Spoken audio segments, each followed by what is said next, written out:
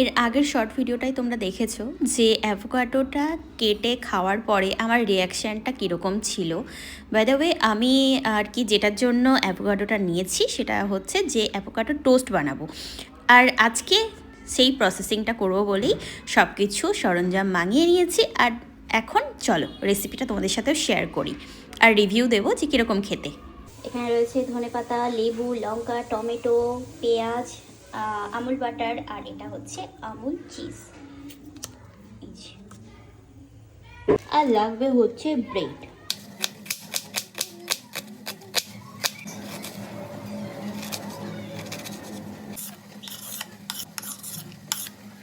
এই যে অ্যাভোকাডো, এটাকে এখন ম্যাশ করা হবে।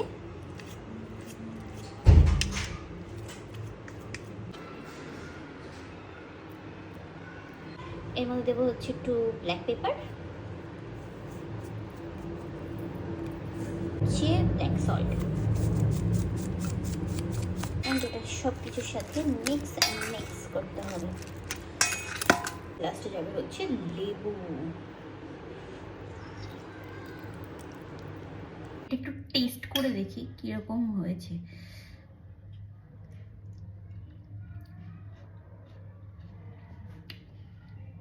মোটামুটি চলার মতো।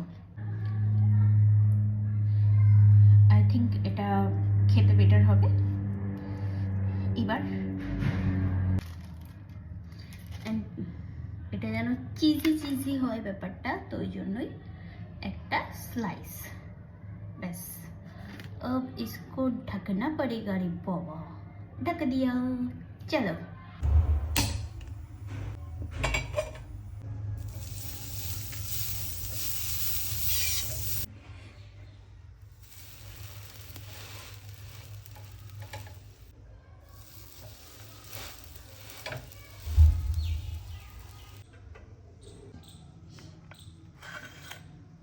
গতকালকে অ্যাভোকাডোটা ভালো ছিল নাকি টোস্টটা ভালো ছিল? ঠিক আছে, চলো রিভিউ।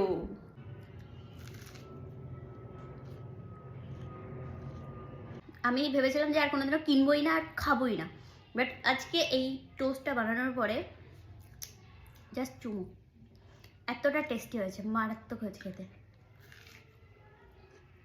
বাড়িতে ট্রাই করো, আশা করছি ভালো লাগবে।